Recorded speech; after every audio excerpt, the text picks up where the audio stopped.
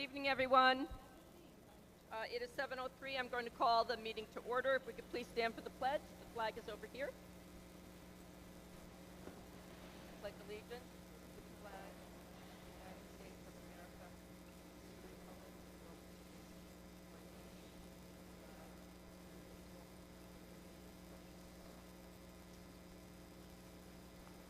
Good evening and welcome to the October 23rd, 2023 Committee of the Whole meeting of the Milford Board of Education. We have one agenda item tonight, which is the facility utilization study that the board commissioned last spring. Ms. Griffin, can you take a roll call, please? Adam DeYoung. Here. Catherine Ailing. Here. Megan Doyle.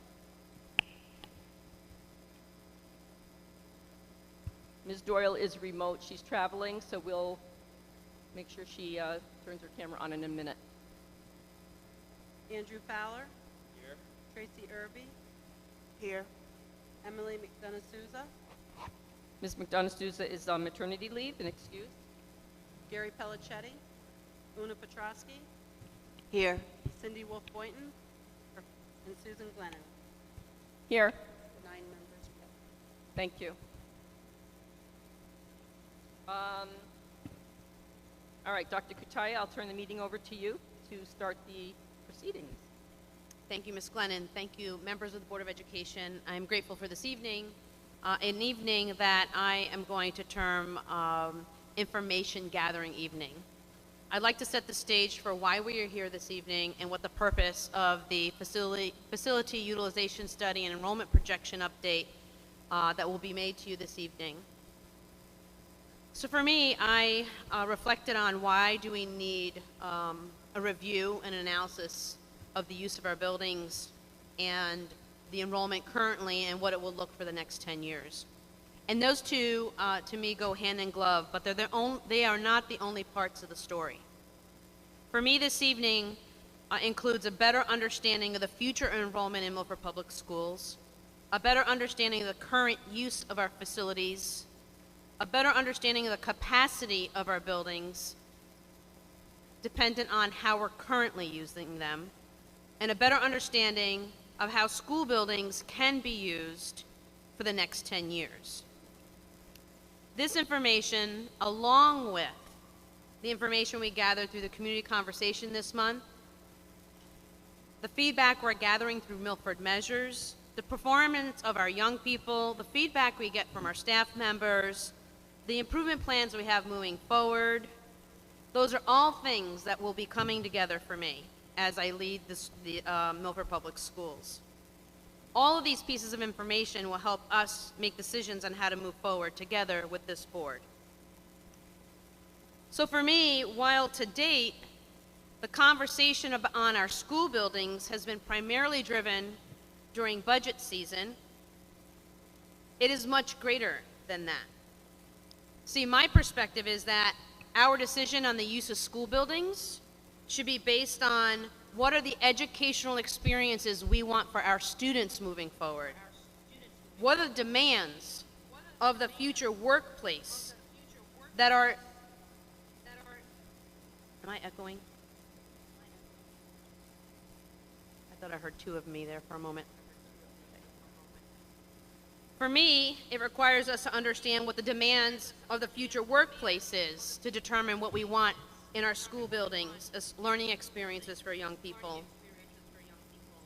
And causes me to ask the question, are what we offering today meeting the needs of students to enter the workforce in the future? It is those programming decisions that I believe will eventually cause us to determine what are the resources and, yes, school buildings that we will need to fulfill those programming goals for our young people. So this is simply not a bricks and mortar conversation for me, albeit this evening we'll be looking at the use of our buildings and how many children are in them. To me, this launches a conversation that engages us in what do we want for our young people in the area of programming, and then what does that mean for resources and buildings. In the spring, we did have a conversation with our Board of Aldermen and committed to taking a look at the use of our facilities. That's one of the reasons why we're here tonight. So for me, it's my hope that rather than entering this conversation only during budget season, this will be an opportunity for us to talk about what are our program goals, what are our learning goals for our young people, and then what are the resource and facility needs that we need to make that happen, and hopefully outside of a regular budget cycle. So this evening, I asked Board of Education members, as we listen to the presentation and ponder questions, I ask that we remain, and let us not go down the road of discussing whether we need 14 buildings or not this evening. That's not really the purpose of the conversation. For us tonight is to better understand what is the enrollment today and what will it look like for the next 10 years, and how are we using our buildings currently, and how will we use our buildings in the future based on what we want for kids' learning experiences. So with that, I will happy to turn things over to Mike Zuba with SLAM Collaborative.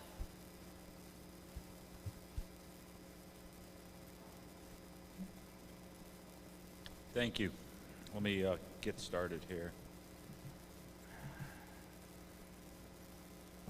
Okay, good evening, everybody. As mentioned, Mike Zuba with the SLAM Collaborative. I'm the Director of Public Ed Master Planning.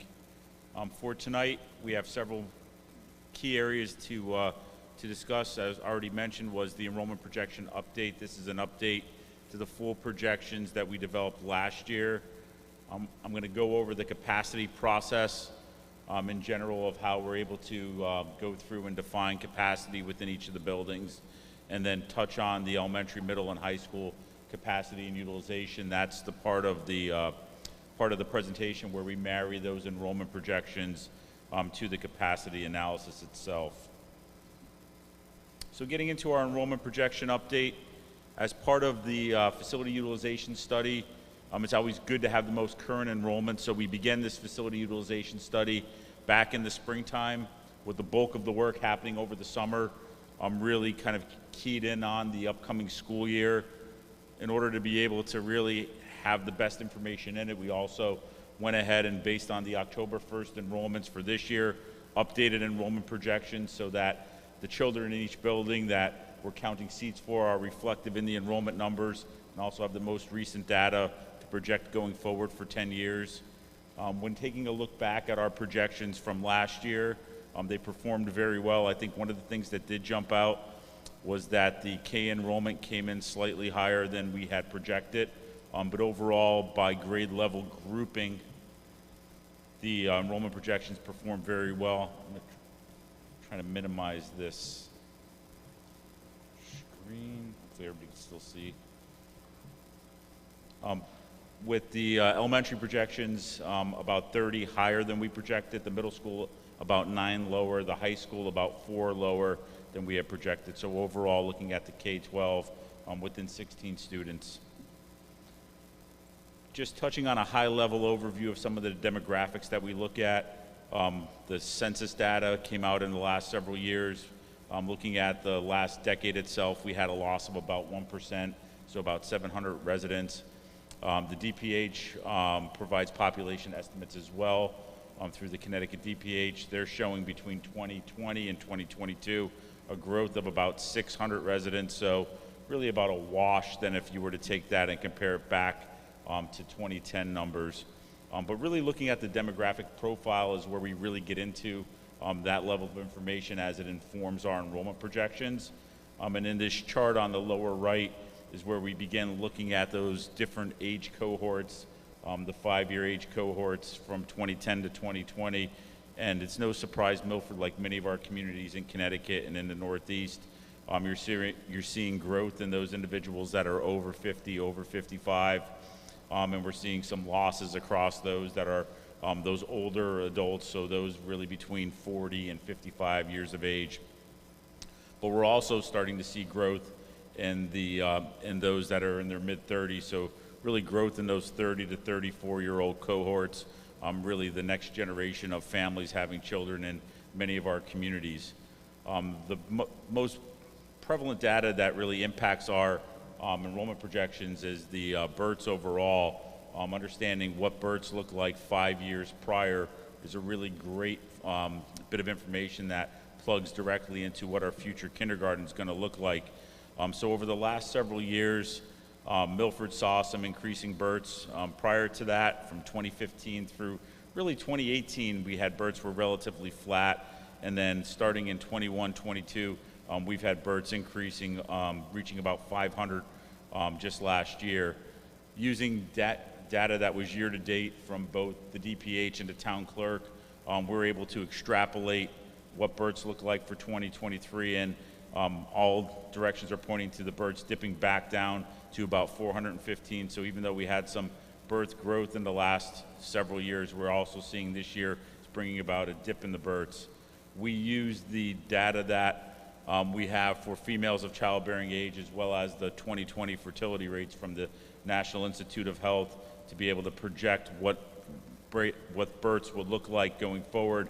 And this is similar to a lot of the information that we have, where you'll see a blue, a green, and a red line. So we develop high, medium, and low projections with the understanding that when you're looking at utilization and you may be using this information for facility planning, you want to be able to have projections that represent different outcomes for those unknowns that naturally get built into the projections. Taking a look at one of the biggest enrollment drivers are really housing turnover. That's not just in housing construction or housing starts like so commonly gets discussed, but really looking at housing sales. And Milford had experienced some housing increases over the last decade, with the most recent peak really happening pre-pandemic. So back in 2018, you'll see we're about 915 total housing sales, including both single family and condominium sales. Or looking at the pandemic, where many communities across Connecticut had seen all-time highs of sales, but also didn't really have a lot of housing growth happening in the time period leading up to that. Milford recorded some near highs, but not really to the level some other communities saw, with 2021 having that second recent peak of just under 890 housing sales. The last 2 years, with a lower amount of inventory, rising prices, higher interest rates, we've seen sales drop back off. So sales over the last 2 years, with 2022 being a full year of data through the Warren Group, coming in at just over 615, and for 2023, which really looked at sales through August, and then we extrapolated out the remainder of the year based on historic percentages, coming in at 650. So that turnover that was experienced in really the 6 years leading up to the last 2 years, that number of housing turnover and housing sales have dropped off a bit. And as I mentioned, that climbing median sale price, with year to date for 2023 for Milford standing at about $440,000 for a single family home and just under $290,000 for a condominium. Looking at the total number of permits, there's been about 700 units constructed in Milford over the last 5 years. There's just over 420 that are under construction or already approved. When we looked at the existing multifamily developments and tied those to the enrollment for Milford Public Schools, so where we, using our GIS, we take two different data points. We take the student enrollment address matched, and then we have the locations for the different developments in town. We're seeing a yield per new housing unit of about 0.06 students per housing unit. This fares pretty well with some of the national sources that we have for the Northeast, as well as specifically in Connecticut. And we find that it's a really good proxy for those new units of looking at what you're generating within your own community. We're also looking at the single family homes that are producing about 0.2 students per unit. So really the recent developments, especially those multifamily, are largely geared towards more young adults, empty nesters maybe looking to downsize. And the market demand in town, clearly based on what is being approved in construction, is for that of apartments and townhomes. So the enrollment trends, taking a look back over the last decade plus, and this one goes back about 16 years. You can see back in 2007, 2008, about 7,400 students in Milford Public Schools, and that's pre-K-12 enrollment. And then in the stacked bar charts, which are very similar throughout our entire presentation, you'll see where we have Elementary K-5 shown in this rose color, middle school 6-8 shown in the green color, and then in the purple we have high school. So you could kind of track the different grade level groupings as they change over time. But the enrollment has declined. The decline was fairly significant going up until about the last 5 years, when really enrollment began to flatten off overall. And that's where you begin to see these grade level groupings for the elementary really kind of flatten out, and that began really kind of leading up to the pandemic. So 2018, 19, you began to see some flattening and some bottoming out. And then really over the last 6 or so years, that elementary enrollment has been pretty flat. Looking at the middle school enrollment, that continues to decline. In looking at the historic enrollment, you could see that as you begin to matriculate and have larger grade cohorts leaving 8th grade and being replaced by smaller grade cohorts moving up from the elementary schools, is where you start to see that year-over-year slight decline. And then that similar decline had happened at the high school, but the high school over the last 2 years has been fairly flat enrollment-wise overall. One of the key things we look at is net migration overall. So what this does is this looks at the collective body of students from one year to the next, and we're able to go through and track, are those cohorts growing, are they shrinking, are we having more students moving into our community versus those that are moving out? And we break this down by the different grade level groupings. So looking on the chart on the left, with the red representing a loss and the green representing a gain, you could see going back 15 plus years, the historic elementary enrollment pretty consistently had a net out migration of students or a loss of students up until about 2019, where you begin to consistently have net immigration. With 2020-21, with the first year of the pandemic, there being a bit of an outlier. So taking that out of the equation, 4 out of the last 5 years experienced net gain of elementary students from year over year as those cohorts moved up through the system. In the middle, looking at the middle school chart, you can see that it's been a little bit more of a mixed bag, where some years you have net out migration, some years you have net in migration. But really overall over the last decade, there's been about a +5 students annually gained in those grade cohorts as they move from one year to the next. The high school consistently had net out migration at a much greater degree over the last decade than has happened recently. You'll see some years going back in 2011, 12, 80, 90 to 100. That number greatly reduced, especially leading up to the pandemic. And then we had 1 year in 22, 23 where there was positive immigration. But overall, over the last decade, averaging a net out migration of about 30 students as students transition into the high school. I just touched briefly, this is more of a bit of background information, but just basic projection primer. We rely on the cohort survival methodology that looks at all of the factors. Some of them I've discussed as students begin to move from one grade to the next or transition from birth into kindergarten over 5 or 6 years. It really is a good predicator. When you look at the past, is a good predicator of what's going to happen in the future. Where we break from that, we make modifications to it, is if we start seeing development that generates students that's at a level where it may not be captured in the recent past. We begin to make some modifications to that, but the growth pattern here in Milford, especially for the housing, especially for what we're seeing, has been pretty consistent, so we stick to that methodology overall. There has been a change with kindergarten entry dates and the impact that will have. So starting in 24-25, the cutoff date's going to shift from January 1st to September 1st.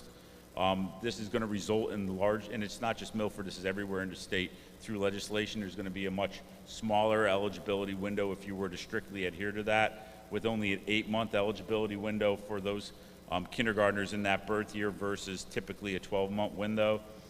What we've been doing overall to be able to get a good grasp on this is taking a deeper dive into analyzing those kindergartners over the last few years, how many have turned 5 between what that new window would be at September 1st and the end of the year, getting a good idea of what that percentage looks like. And we're estimating that for next year's kindergarten class, there potentially would be about 80 kindergarten students who turn 5 between September 2nd and December 31st, who could potentially request an exception into kindergarten in 24-25.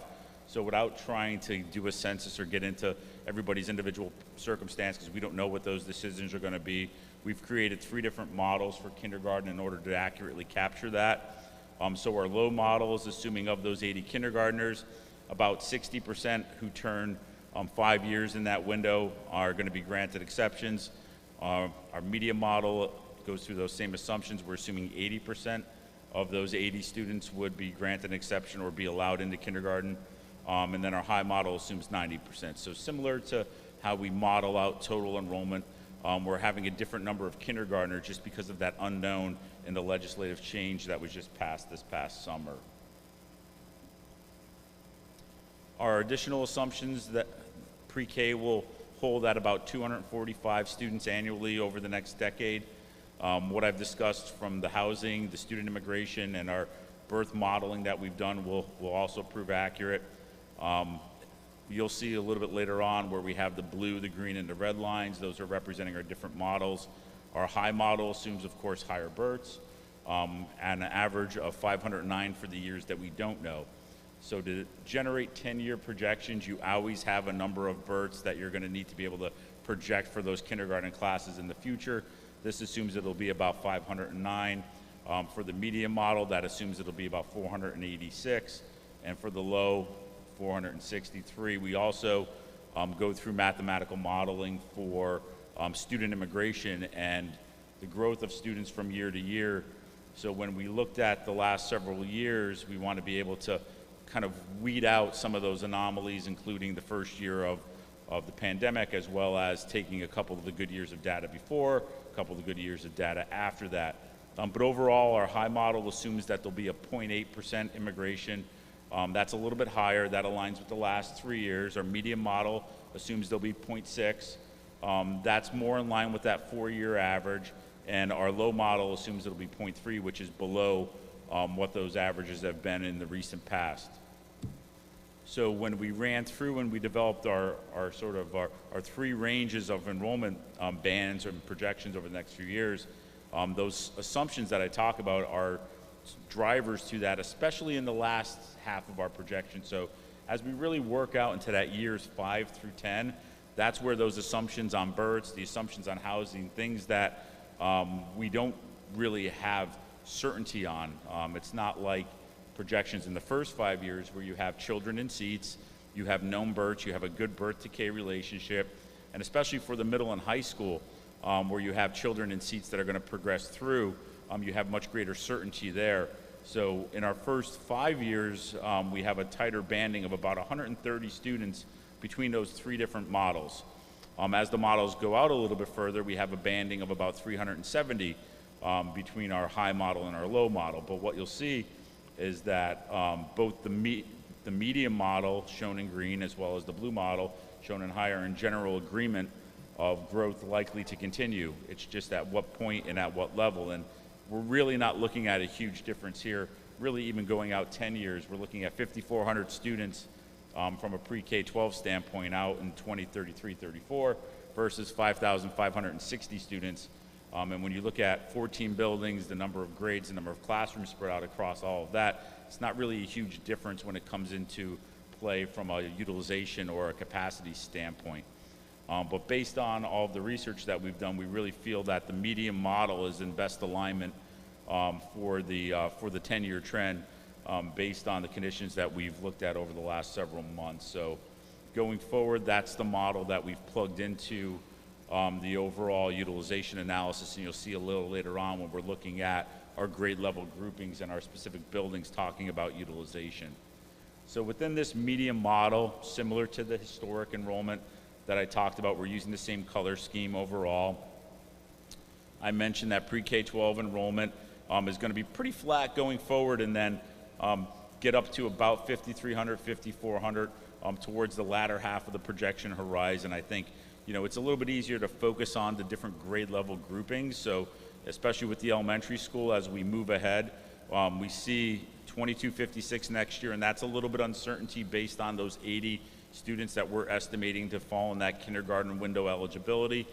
Should it be 100% of them opt into kindergarten. That number will obviously be a little bit higher. If it's something less, then it'll be something a little bit less. But nonetheless, we're looking at in the first 5 years between 2,250 K-5 students to 2,350 K-5 students, with a nominal amount of growth, about 50 or so students in that last 5 years of our projection horizon. So really with a peak enrollment for K-5 overall at about 2,426 students occurring in 32-33. So the middle school shown in green is where we're looking at very stable projected enrollment going forward, about 1,170 student average over the next decade, although we're showing a little bit of modest growth in those last couple years as some larger cohorts begin to move up into 6th and 7th grade. The high school enrollment on top, shown in purple, is projected to continue to decline, eventually reaching a trough right around a projection midpoint at 1,470 students, with a very slight rebound, but not getting back to the level that we have in the buildings today.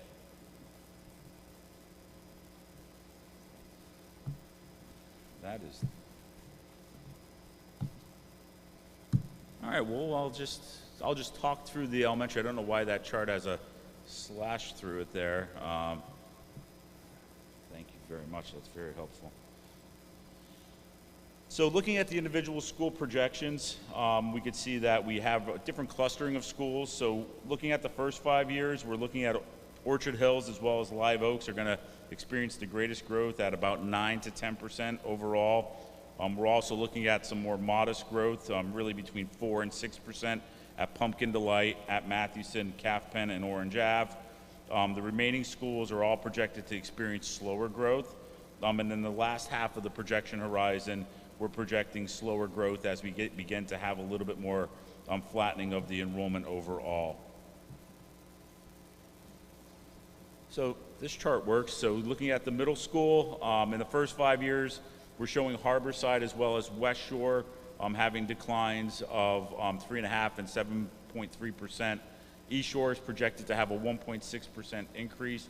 But then as we begin to take a broader view and look at those last 5 years, we're seeing a little bit more of an enrollment rebound, with West Shore at about 425, Harborside at 415, and East Shore at 404 by 2033-34. We do notice that in 2030-31, as that smaller grade cohort, that kindergarten class of next year, which has some uncertainty around it, it definitely has an impact on the projections. As you can see that we have a lower enrollment year that eventually works its way into the middle and then will work its way into high school. But that can take different shape or form and impact the enrollment, especially in the latter half of those projections for the middle school. Looking at the high school projections overall, we're seeing decline really in the first 5 years. We're looking at foreign to decline by about 10%, law to decline at 14.5%, really getting down to about 660 to 670 students or so for that latter half of the projection horizon, with law looking at about 700 to 740 students during that same latter half of our projection horizon. All right, to shift over now into the capacity and utilization component of our study, I always like to start the conversation and kind of reflect back, because we do get a lot of questions on just schools that are different vintages, schools that are built in the 60s, 70s, 80s, 90s. How is education different? And you always hear, well, the school back in 1980, this elementary school had 600 students. And it's not that kids were that much smaller back then, or things were that much different from a person's standpoint. It's just that teaching was that much different. So back in the 1960s and 70s, there was a lot of directed learning. It was a lot of face-forward instruction. There wasn't a lot of additional teaching information within the classrooms themselves. The teacher stood in front of the classroom, in front of the chalkboard, led the instruction that way. In the 1980s, we began to incorporate things like computers within the classroom spaces themselves. By doing so, the classroom counts, or the seat counts, which you'll hear me talk a lot about in this presentation, became a little bit smaller. The net square foot per student became a little bit greater, because now you have different types of teaching going on in a classroom. And then as we move even into sort of yesterday or getting into the early 2000s to mid 2000s, we have a greater square foot per student at 35 net square foot per student. Still looking at that same classroom, we're now looking at tables, students grouped around a table. There's more free learning, it's more collaborative, it's more active learning type of environment. And then moving into today, as we work with our architects and programmers, it becomes more about a function of having flexible types of spaces, introducing these different kind of flexible learning environments. What that does as well, now that's really getting into, you know, having a greater even net square foot per student for instruction within the classroom, incorporating things like commons where you can't effectively push into a classroom. Don't shut down on me.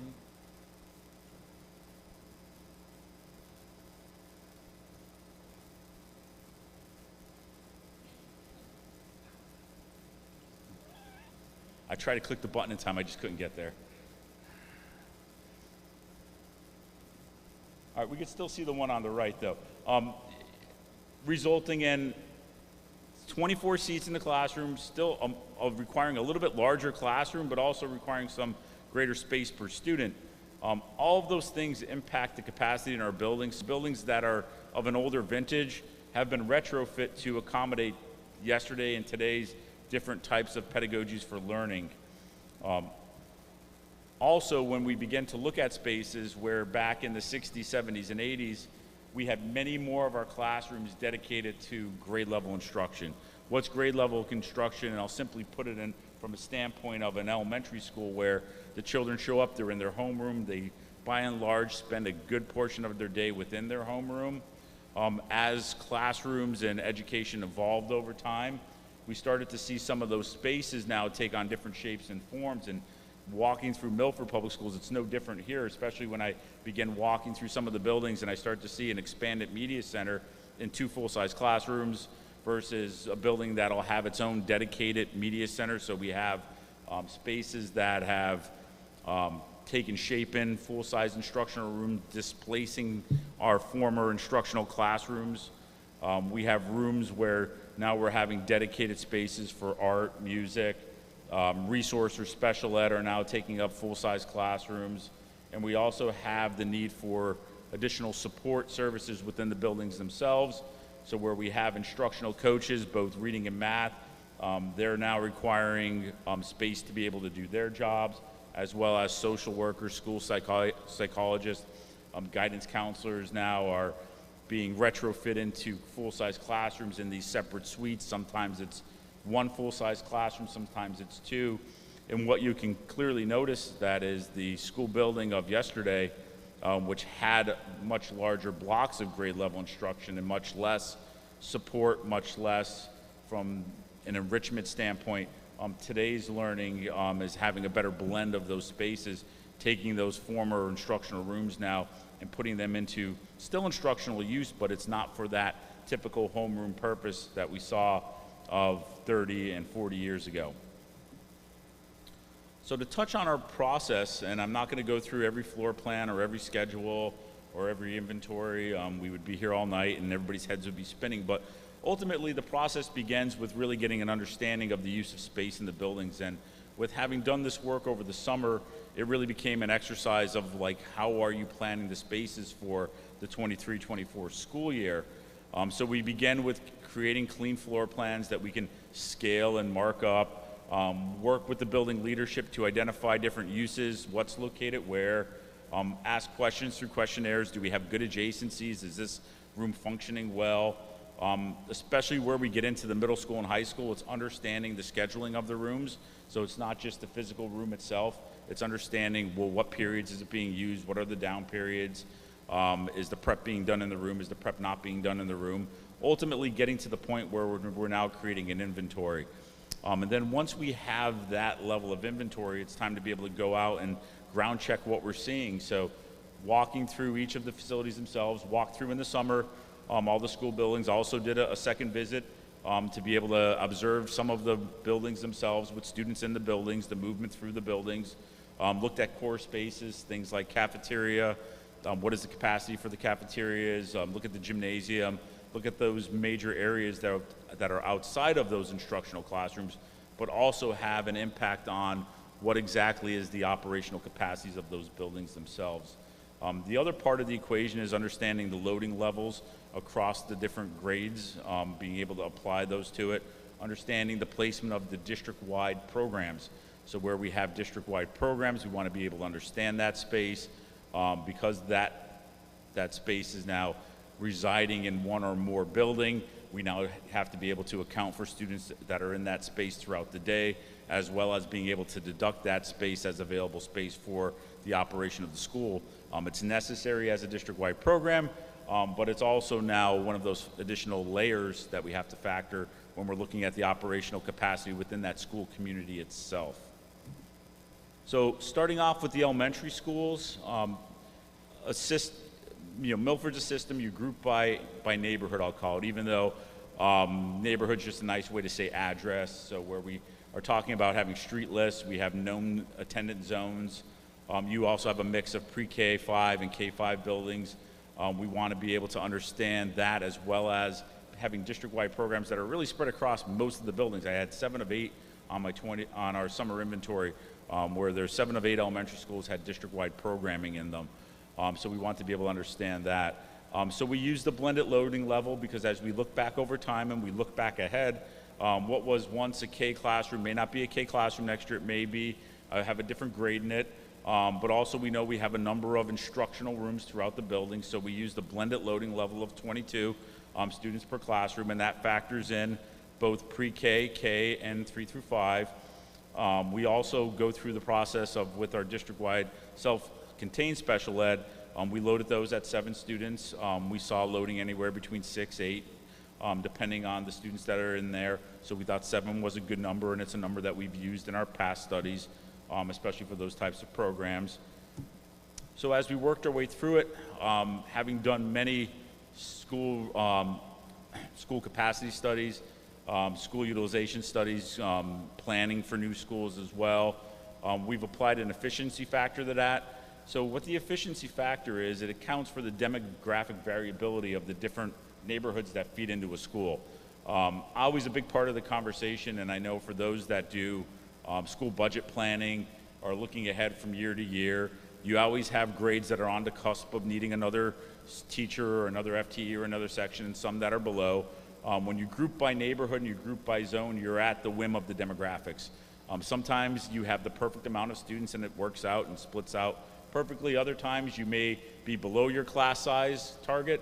Sometimes you may be even more below your class size target. So by using an efficiency factor of 90, that accounts for that demographic variability, especially for year to year when we talk about a 10-year projection horizon.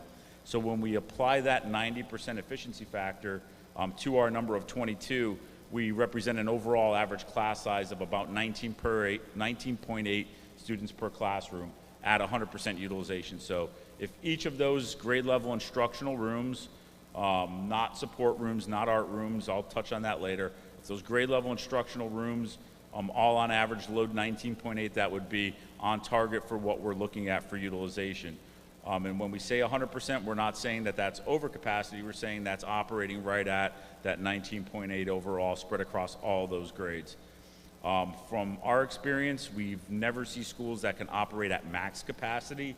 The only times that we've really come across that are if a district is 100% choice, or if it's a magnet or choice program within that district's portfolio of schools, where through administrative placements and a policy and a magnet parameter where you can fill out those seats exactly. When you have neighborhood variability and demographic variability, you never are able to attain 100% unless you're taking kids in and out of those attendance zones to be able to hit 100% of your target from year in and year out. We also noted going through the buildings and going through all of our floor plans that all the elementary schools lack dedicated gym and cafeteria spaces. That creates a little bit of a crunch when we begin to look at the factors, because you have a much smaller window now where you're looking to break down that indoor PE space, be able to get it set up for cafeteria use, and then get it broken back down again for PE use. So really a lot of districts, if you're going ahead and you're designing new schools nowadays, you really look to have dedicated spaces for a gym and cafeteria space. We also identified as part of this something that we typically call flex or other classrooms. It's sort of that collectively grouped number of rooms that serve other purposes within the buildings, but also they may not be necessary from year to year, and if you have the need for an additional section of any given grade, you may likely take one of those classrooms, break it out, and that becomes your extra kindergarten or first or second grade for that given year, especially if you have a bubble. So you'll see this term other classrooms. That's where we've identified rooms that are above and beyond those traditional regular grade level instruction, and they can be flexed out should you need additional capacity in the future. But also, there's never a truly empty classroom in any buildings I've ever gone through. So they get put to a use within the building while they're waiting to be flexed out in the future.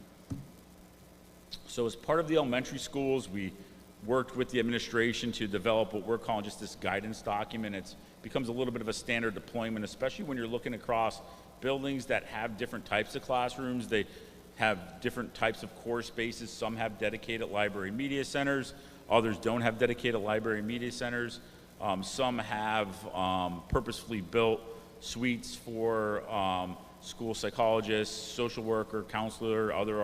Others are in shared classrooms. So we wanted to provide some guidance as part of this, really for this year, but also going forward. Should you need to have some decision making as part of how you're programming your schools, you want to be able to refer to this document. So as we look at it, the simplest one is right in front of us. It's grade level instruction and it's coded in green. It has to have a dedicated full-size classroom. We're also recommending that art, music, those have dedicated full-size classrooms. So we're not recommending that they should be pushed in through art or music on a cart. World language, STEM labs should also have dedicated full-size classrooms. For a library media center, in lieu of a dedicated space, you should use 2 full-size classrooms to be able to provide that. We've also identified all of the common core spaces, and also where we have different types of support spaces. So, with any kind of enrichment, you could have those as shared, but you have to keep in mind the general schedule of when you're going to have people in there or when you're not going to have people in the rooms.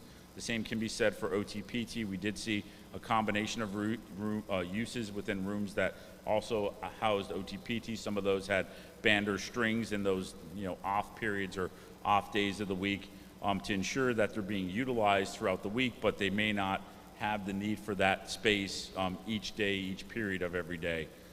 So this was really a good document as we went through each of the floor plans and began to identify what is critical for the operation and how are we using the spaces, and really identifying what potentially could be flex spaces going forward. So as we look at the overall complement of the elementary school facilities themselves, counted up 236 full-size classrooms. 141 of those are being used collectively for grade level instruction.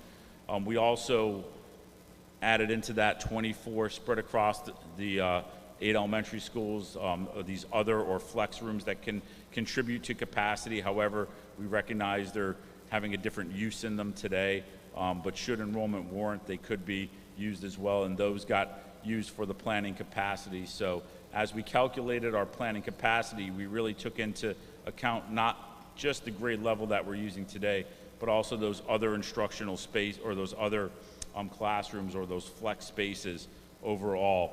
So we're looking at a planning capacity of about 3,100 students.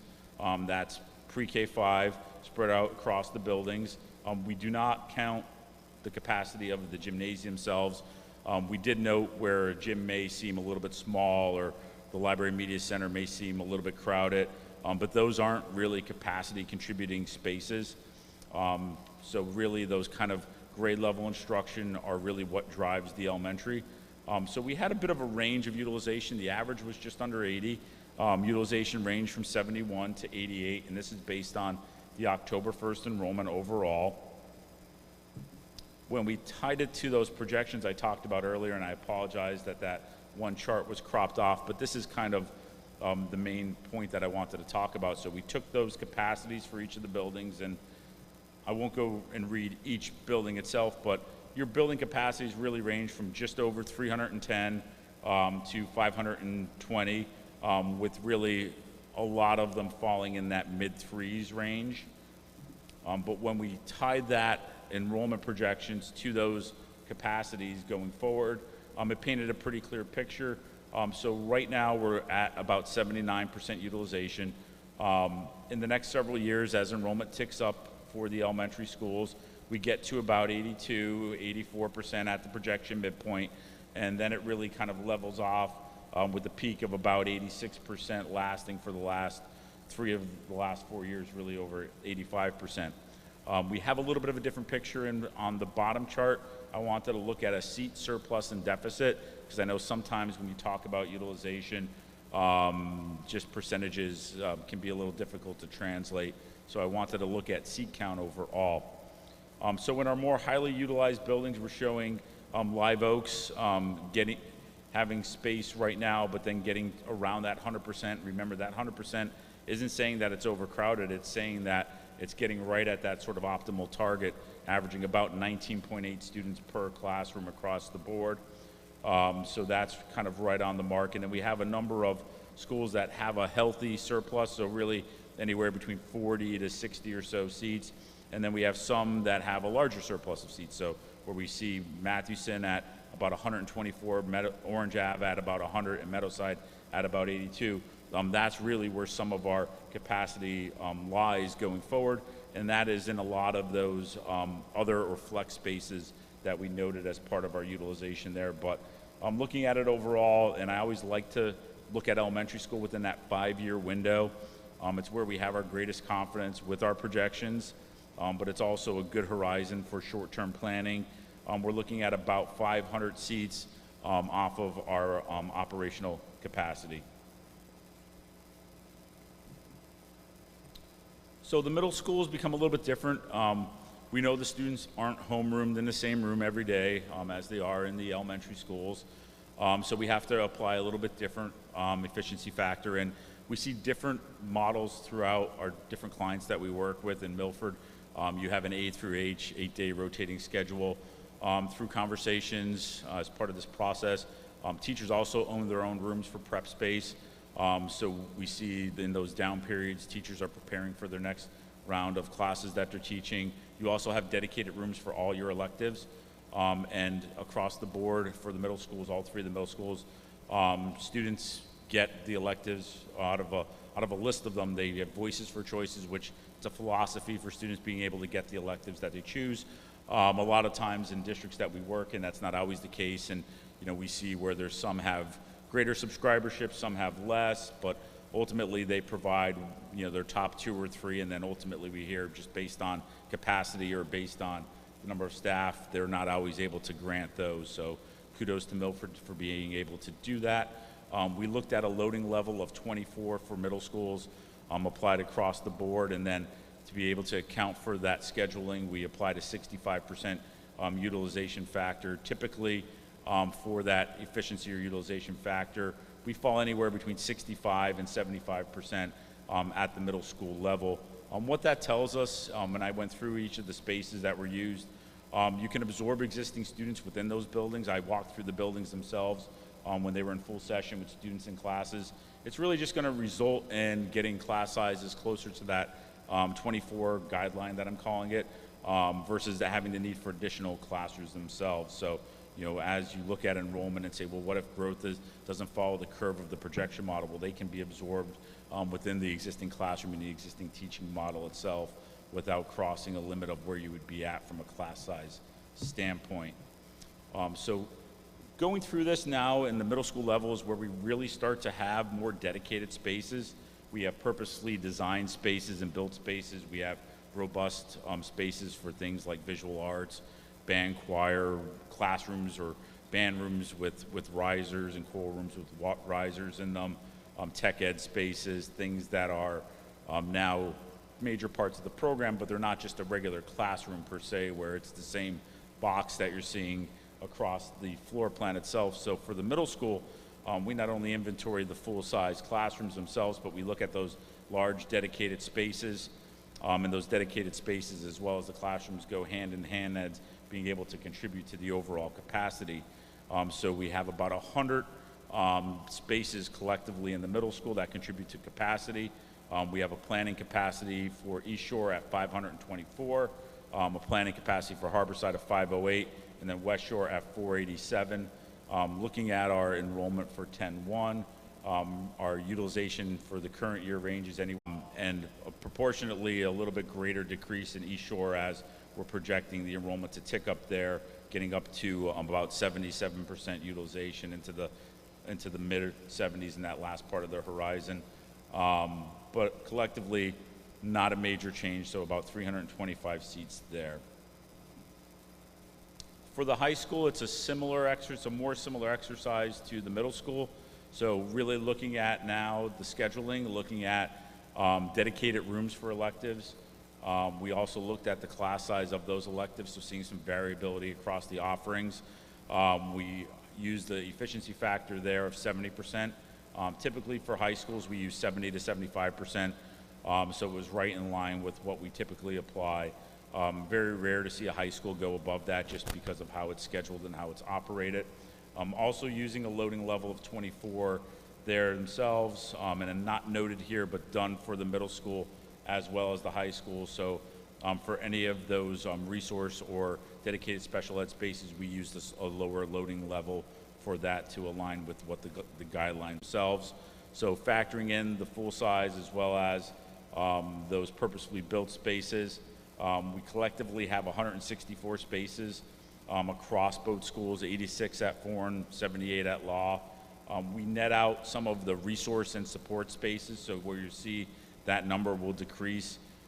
Things that are required for a building, space-wise, aren't necessarily contributing to the capacity of the building themselves. So with both buildings at about 63 and 65 full-size classrooms, we have a planning capacity at Foreign of 1,044 and Law at 1,060, giving us just over 2,100 available seats for an enrollment of 1,563 based on the October 1st enrollment, with 733 at Foreign and 830 at Law. So collectively, we're at about 74%, with Law at 78 and Foreign at 70. And similar to the other grade level groupings, the major core spaces do not contribute to capacity. So we just note it for those, especially for the cafeteria, what that overall capacity looks like in those spaces. So as we tie it to the projections going forward, we could see, as we talked about, we're projecting an enrollment decline to continue at the high school.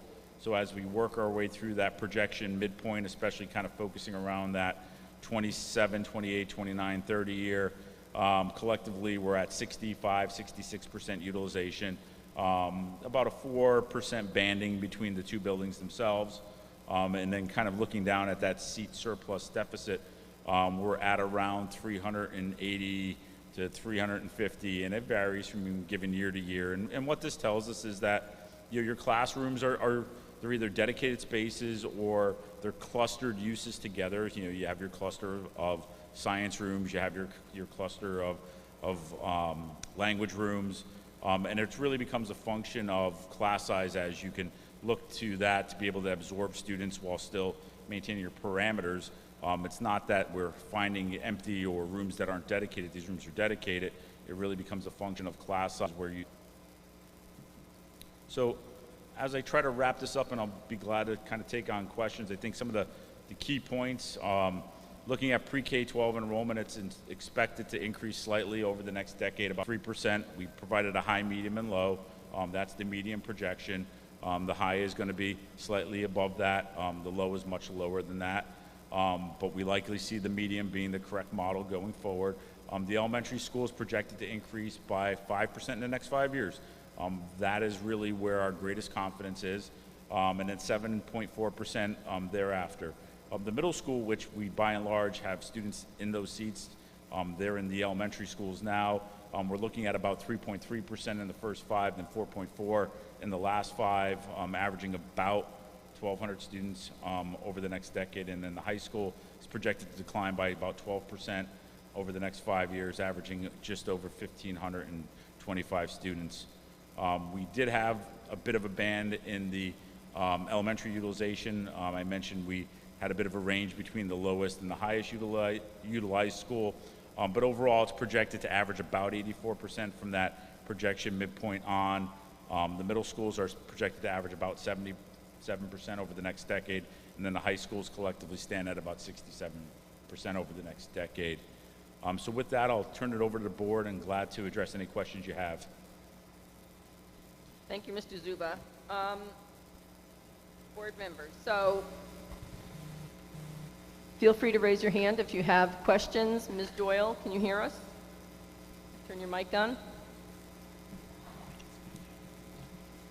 Just want to see if we can hear Ms. Doyle. There you are.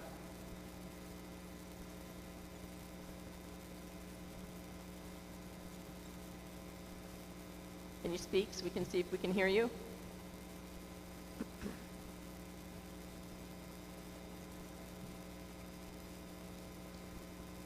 Can you try to say something? Is your microphone on? I can hear you now. Yes, but it's echoing. Let me turn that speaker. I was not able to hear her. Ms. Doyle, can you try speaking again? No, we can't hear you on this end. All right, well, let's start with questions from the board, and we'll work on getting the audio from Ms. Doyle. Questions, board members? Ms. Petrosky? I guess my first question is, I just want to clarify that Academy is not included in any of this, correct? The Academy is not included in any of this anywhere. It's in the appendix section, but I didn't have projections for the Academy because of the nature of the program Academy, as well as the classroom inventory and the use of all the spaces. OPEX mic. We don't have an appendix in our packet, No. so that's... It was in the full report I sent. All right, so In this executive summary, it does not include those Academy numbers, right? No, it's, Right. it's in the full body of the report. okay, Yeah. thank you. Okay, thank you. Yeah.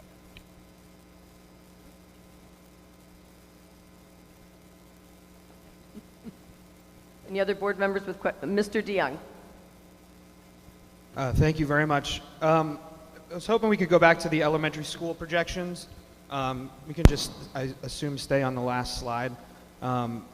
So just so I make sure I understand the bullet correctly, you're saying that of the 8 elementary schools, the average utilization over the next 10 years will be 84%, is that right? Correct. City decision based on the priorities of the Board of Education? Is there scientific data that you can point to that would give us information on that? I think it becomes more of a local decision for utilization. I think what we saw is that all the buildings are pretty well utilized. You do have some extra space in some of the buildings, but it's really a function of what you're offering, to be honest with you, and changing mandates. So where you begin to see additional resource rooms, they're serving a critical district-wide function in the building, but they don't count towards that individual school's capacity and utilization. But without them in a building, you couldn't perform the necessary functions that you need to perform. But typically we see schools between 80 and mid 90%, Okay. especially for those that are grouped by neighborhood and address. And that gives you the appropriate amount of fluctuation you might need based on demographics and things? Yeah, and we always recommend, and that's why I went through that process of identifying those flex rooms. What you use in grade level instruction this year might be different next year. So you want to be wise in your decisions of how you're utilizing those other spaces, because ultimately one of those may have to go back to serve a second or third grade if some families move in or you get a little bit of a bubble and you want to maintain your class size. So you know, with that, that'll then increase the number of classrooms being used. So we wanted to show those as part of it, knowing that you could bring those rooms into use if needed, but also until they're needed, they can serve either a district-wide program or they can be part of the school community as an additional space or classroom to be put to good use. Okay. A few years back, we toured some of the elementary schools, and there were spaces that were dedicated to OT and PT, but they were, I think you mentioned it in the report, they were sort of utilized for a double role, a particular classroom. Yeah. Do you know did you find out what number of elementary schools did not have a dedicated OT space and did not have a dedicated PT space?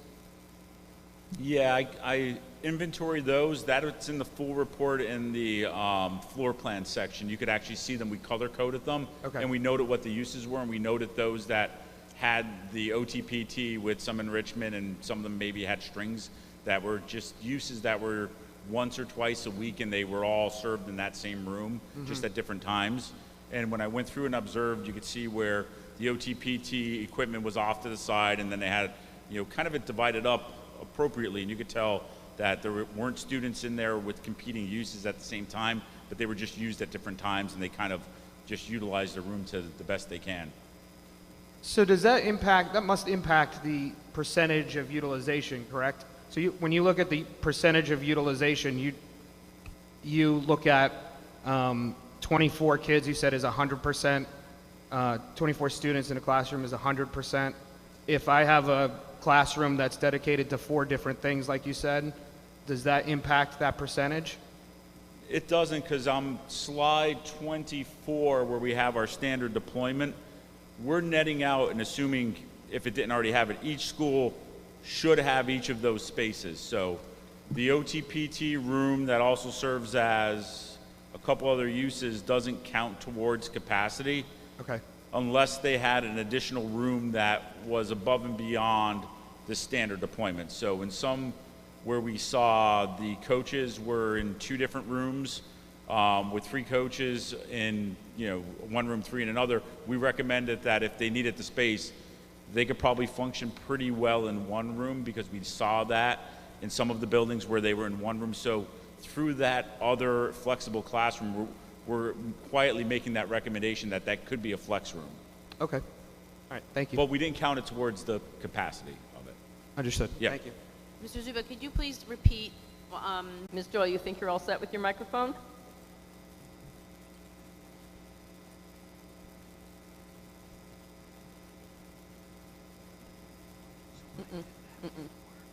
Oh, go ahead, Ms. Petrosky. I'm sorry for the technological issues. Ready? Go ahead, sorry.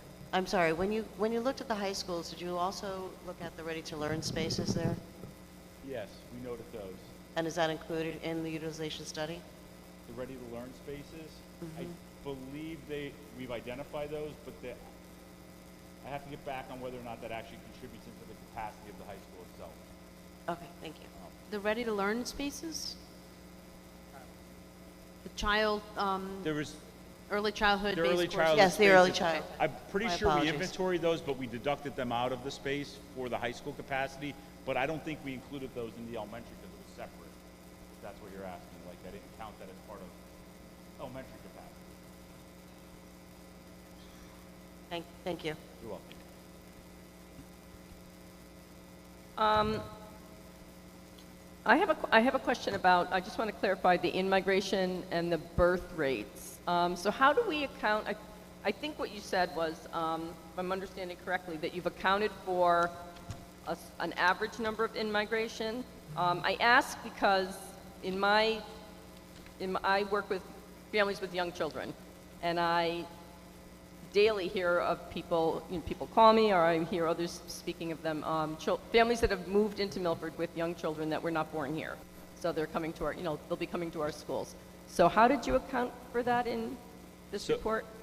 Yeah, I'll be glad to answer that. So if they're 0 to 5, right, we see that in the birth decay number. So where we'll see an increase in birth decay. So we have, when your birth decay is over, that's how we push the lever up and down on future K.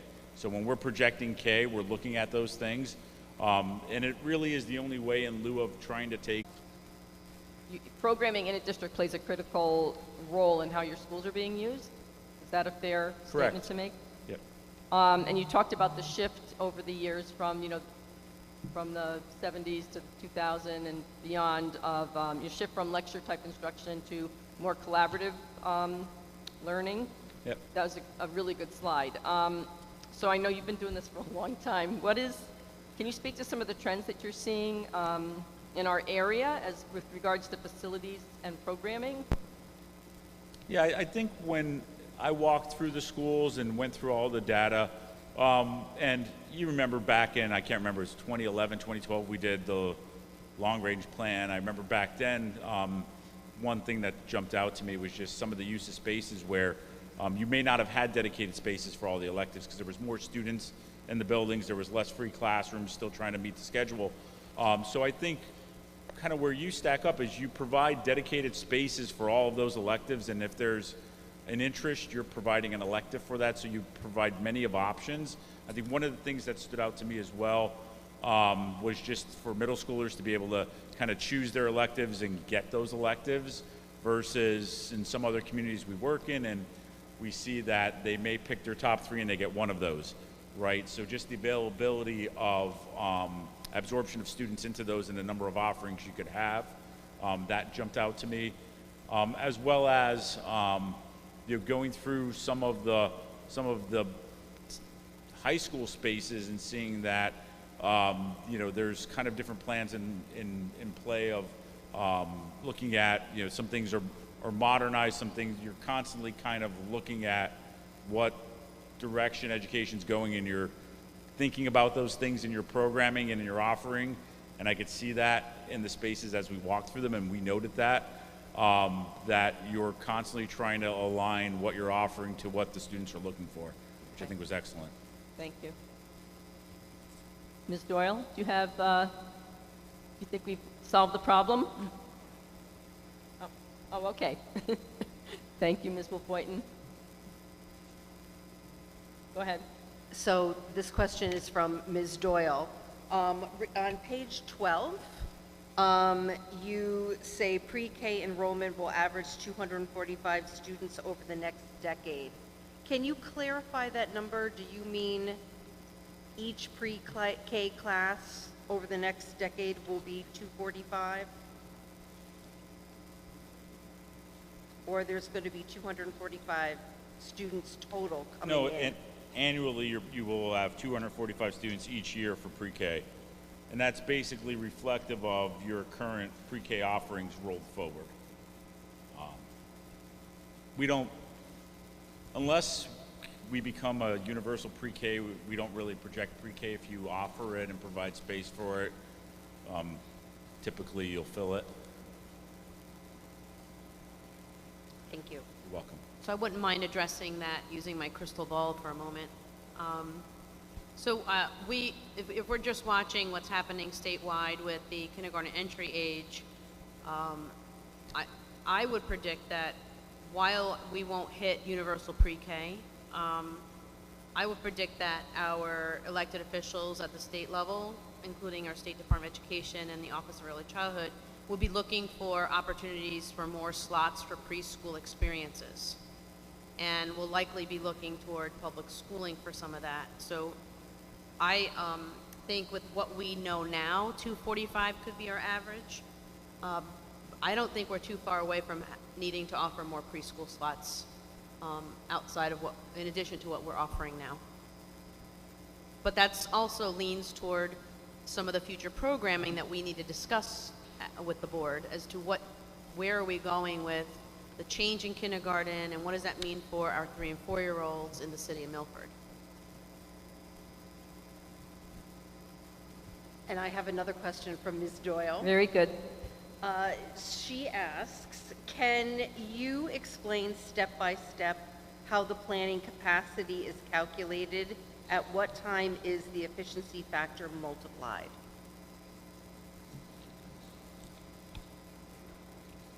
Okay, I don't know if it's about a time, but what we do is, and I'll just go to the elementary, for example. We assume that each classroom, each grade level instructional room can house 22 students, and that's a reflection of your range. So where 3 through 5th may have 23, we're not just doing a point-in-time calculation where a given building has 3 through 5 rooms at 23. We're saying that, okay, at 22 students per classroom, and if we were to then apply 90% utilization, that gets us to a loading level of 19.8. And then we multiply that by the number of grade level instruction and flex rooms in each building. Got it? Okay. She says, okay. I saw the nod. Thank you, yeah. See, we're problem solving up here. Anybody else with questions? Mr. DeYoung? Thank you. We focused a lot on elementary school, rightfully so, but I was hoping to go back to look at the high school slide, the net migration slide, which is page 9.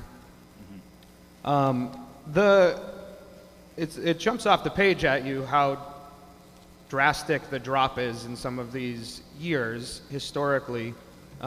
Is this typical of high schools in a community our size, or does this seem like an anomaly too? It's a good question. I think what it shows me is that there probably was, and this is just reading into the numbers. So back 15 years ago, there was many more choices, parochial, other offerings, where you saw students would opt for that for their 9th grade. So when they go from 8th to 9th or 9th to 10th, they would go into that. And we've seen a lot of closure of parochial schools, but also it's a function too of sometimes the perception of the schools themselves. So like, you start to see that out migration become less and less because maybe it's word of mouth around town. Oh yeah, the schools are good. We're doing such and such. We have good programs. The desirability. So it's kind of like a collective function of what else is offered out there for them to opt out to. Some of that could be magnet programs of, say, in the mid-2000s when New Haven was really pushing a lot of their offerings. You were losing students to the regional magnet programs. So it could be a combination of factors. I think what it tells me consistently over the last few years, and I really don't get into the small positives and small negatives, is that you do a really good job of retaining your transitioning students. So from 8 to 9, those 8th graders in your middle schools are by and large kind of showing up as the same number of 9th graders, whether it's the exact same student or you're getting a small number out and a small number in. It's showing me that you're not losing droves of students as they transition into high school and as they move their way through high school. And that's sort of a recent phenomenon. Not really a recent phenomenon. I see it different in each community depending on the community. So communities that may not be part of the New Haven magnet catchment, if that's one of the drivers, they are more at the whim of what could be the local competition. You also see some where you have maybe a higher mobility community where people are moving in and out more. That number would drop off a little bit more. It's really hard to try to stamp each neighboring community or any community and say, this is kind of the norm for how it's happening. It just tells me that you do a better job of retaining your own students from that 8th to 9th grade tradition. Not retain in a bad way, but keeping them as part of Milford Public Schools. Sure.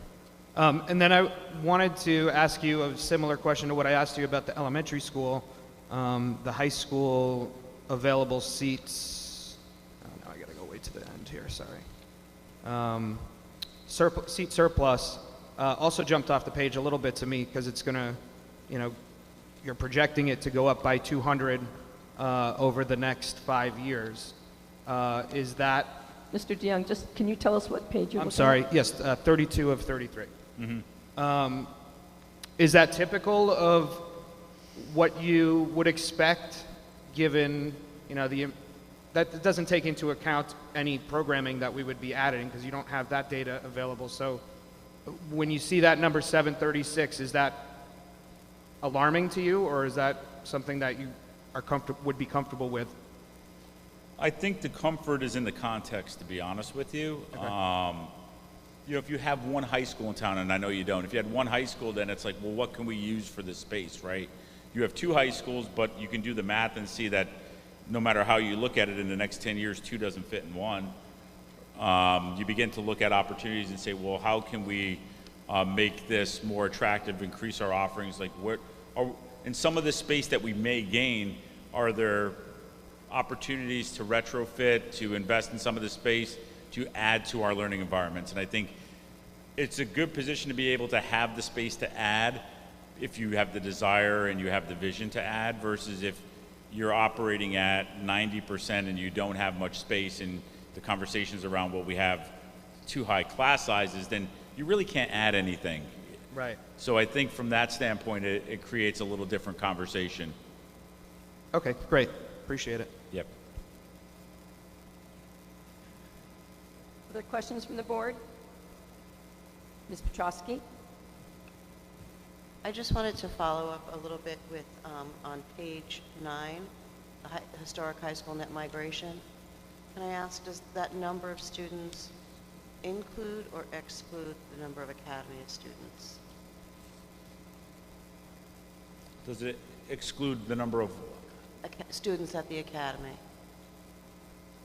this total number represents all of your high school students, Okay, so all schools? all schools. Thank you. I looked at the collective, like, district-wide number. The only reason I ask is because the page 17 has a note saying it excludes academy, and I'm just trying to clarify that.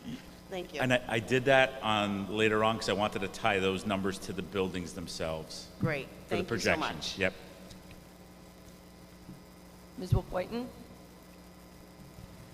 So I'm referring to pages 7 and 5. And so, it's interesting, Milford has stayed relatively steady at a population of 50,000 since the 1970s. I'm wondering whether, looking at looking at that number and our enrollment, I'm wondering if you could just talk a little bit about how our city and the population and the enrollment compares to similar cities in the state. Okay. I think Milford's kind of, it's one of those cases where you're fairly built out community from a raw land standpoint, so it's not surprising when I start to see you have like flat total population. But Can you just, raw land? yeah, like vacant land. So if you were to build subdivisions or build housing that's not redevelopment housing or housing on, smaller parcels, and really trying to add population. So like we had a lot of housing growth in Connecticut during 70s, 80s, 90s, built a lot of units. Even with doing that, you've maintained pretty flat, right? Pretty flat total population. I think when I look at where you have flat population and declining enrollment, it just tells me the age profile of your community. So that you have, and we saw it in some of the charts, you have a growing population of those over 55. You have a shrinking population of those that are like Gen Xers, kind of in that middle there, and then you're starting to see the increases in the millennials there in their 30s, right? That profile I'm seeing in a lot of Connecticut communities that have a blend of housing, so that has a mix of single family, multifamily, condo, ownership, rental. But I think one of the things that kind of jumps out to me is that really in the last probably 3 years, you didn't have the huge spike in, especially in 21, 22, of home sales that were kind of pandemic driven. Like I saw in many, many communities that we worked in where they had this huge spike. We saw a big spike in kids, and now we're starting to see this year that spike to kind of level off. So it was kind of like a one-time blip except for a handful. That's when I first got into the data, and I was surprised that that really kind of wasn't the case. And I've worked here for a decade plus. But I think one of the things that we see is that through housing growth, we're not generating students in a lot of the new housing. But what we are doing is we're bringing younger individuals into a community and giving them an opportunity to become part of the community, so that down the road they could eventually, if they want to, kind of get into that more family-friendly home and begin to kind of like have that circle of housing that you typically talk about. So I think, Milford's in a good position from that standpoint in that there is a diversity of housing, but also I feel like when I look at your community itself and I look at your enrollment, the rather flat enrollment that we're projecting out is kind of where you're actually going to be over the next 5+ years. And it's really hard to try to say, well, what's a similar community? Because literally in the last several years, we're seeing different trends all over the place for what we thought were similar communities, and they're not really similar of just how they're responding. Like some places we thought would never grow are growing from enrollment. Some places we thought would shrink aren't shrinking. So everybody's kind of unique anymore.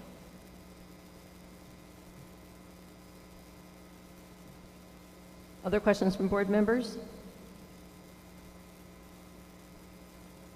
Ms. Zerbe?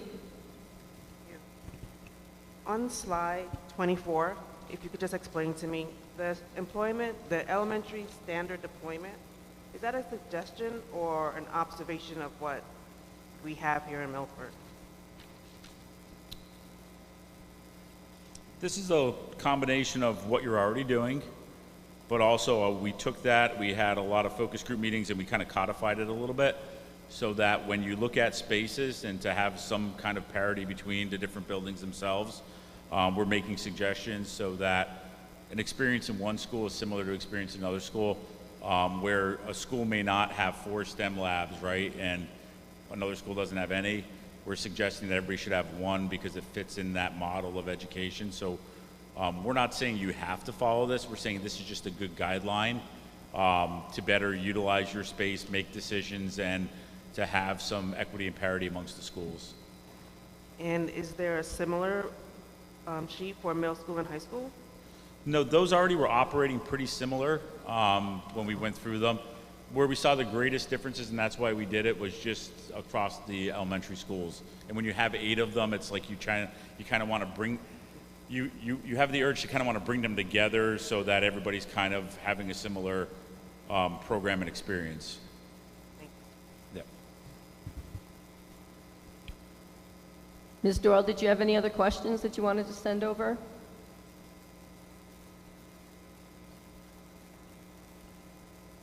Did you have any other questions, Ms. Doyle, that you wanted to send over?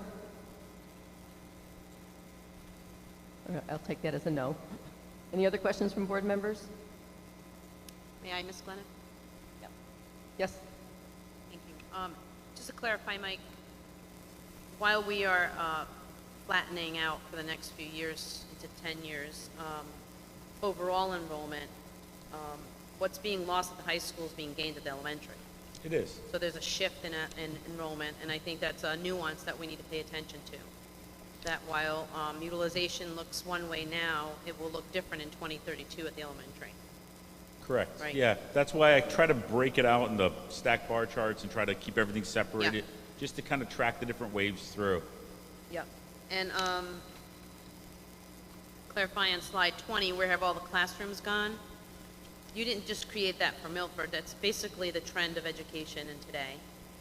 So, Yeah, sadly, I've been using that for a number of years. You caught me on it. But it is the trend. right. And so I get that question from our community all the time. Like, so why is it that we had many more thousands of students 10 years ago and you're saying you don't have space today? I think this slide and the slide before actually answers that. It's because of how we use the space based on the programming we have today. 100%. And the same can be said at some of the upper grades where maybe 15 years ago you had programs pushing it on carts, where you had art on a cart or music programming on a cart, and they came into the classroom, and now you have dedicated spaces that have the appropriate equipment. They're laid out correctly. They have acoustics, right? Yeah. So it's the quality and the types of spaces that you're offering. And to underscore what the answer to Mr. DeYoung's question earlier, it's because we had headroom at the elementary that we're able to add a dedicated STEM lab and a dedicated world language room. Mm-hmm. And there is opportunity and hopes of working with this board in the future, particularly at the high school, now that we have some space that we could start looking at our career paths and dreaming of having full medical clinics run by students learning and preparing to enter the medical field. Not that we would provide health services, but provide that type of space, or a restaurant standard culinary spaces at our high schools, which if you walk through Foreign, you know that it looks like a 1970s home ec room. Nothing wrong with that, but at the middle school, we have opportunities to grow and expand career paths, and the elementary we have, so thank you for pointing to the opportunity in your answers this evening as well. Appreciate that. I will say, you know, in the past, as we've looked at facilities at different times, you might remember this, there was a lot of criticism from parents that we were spending so much time talking about the facilities and not enough time talking about the programming. And so at that time, we did, you know, as we discussed programming, you know, we have, over the past several years, fulfilled the programming that we talked about at that time, which were the STEM labs, the world language, pre-K-12, career pathways, centralizing our preschool classes. So those were the things that we talked about years ago that we've now accomplished. And you know, I'm grateful that we can have a conversation about additional programming as time goes on now. But I reflected back on that as I anticipated this presentation, because that was, we did keep hearing, what about the programming, what about the programming? So I do appreciate your pointing that out too. And Ms. Glennon, I think that's a good place for us to start when we start considering these pieces of information. We have feedback during the community conversation from this month. We have this information. So I think we have an opportunity in front of us to talk about what do we want for young people, and then answer the question behind that, what are the resources and facilities we need for that? Correct. Ms. Petrosky, did you have another question? I just had one question. Again, on page 32, the high school utilization, I have a big note here saying, career space becoming available. Yay. I was just wondering, when you walked through the high schools, I'm sure you weren't thinking of our career paths and where we're going, but did you notice that there were sort of chunks of space that were available for doing something like, oh, this is the how to become CPR, CNA space. This is how to become a chef, those kinds of things. Did you notice that those utilization spaces were available in larger chunks?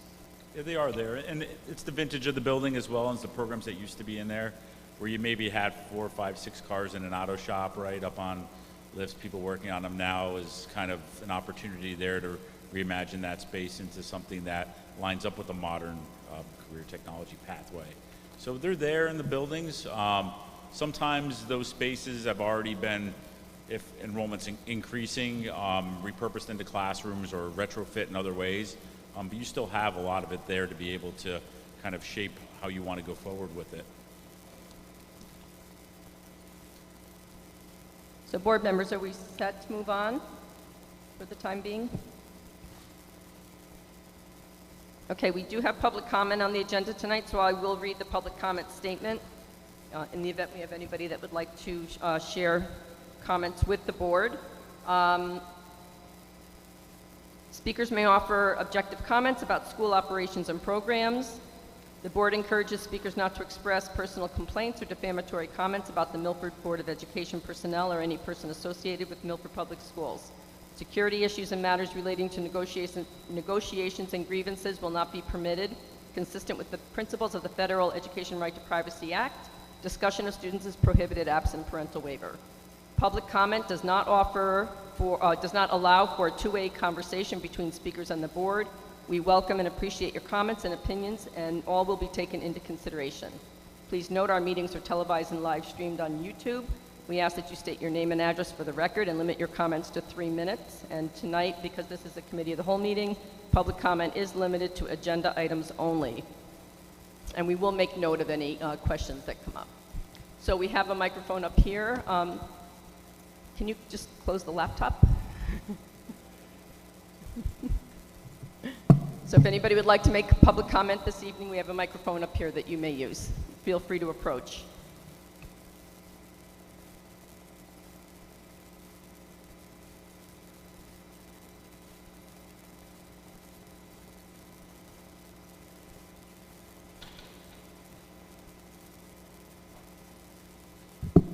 evening. My name is Erin Pinsons. I live at 27 Cedar Hill Road here in Milford. More of a comment, I just wanted to congratulate the board for doing so much work on kind of hearing out the community, hearing the results of the study. And I think that it bodes well for the future of Milford Public Schools that you're also dedicated to hearing community output. Thank you.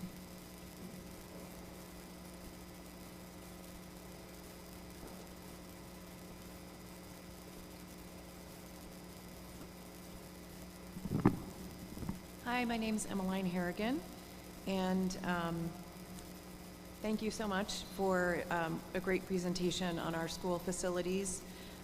It seems pretty clear that although we have space in some of our schools, with population changes, it really doesn't seem like there's any, I'm just going to say this as a parent, that it doesn't seem like there's an overwhelming need to lose any of the schools that we have in looking at the information in front of us, whether it's at the elementary school level, the middle school, or the high school level. I think, thankfully, with population numbers that are projected in the report, it seems like we're kind of the right size for what we want to offer. And I think that's the most important thing that I think the Board of Ed has to kind of discuss moving forward is, are we happy with the programming that we currently provide?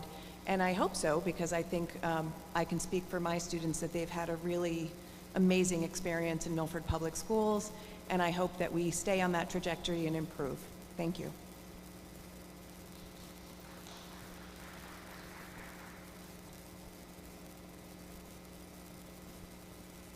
Is there anybody else who'd care to make public comment this evening?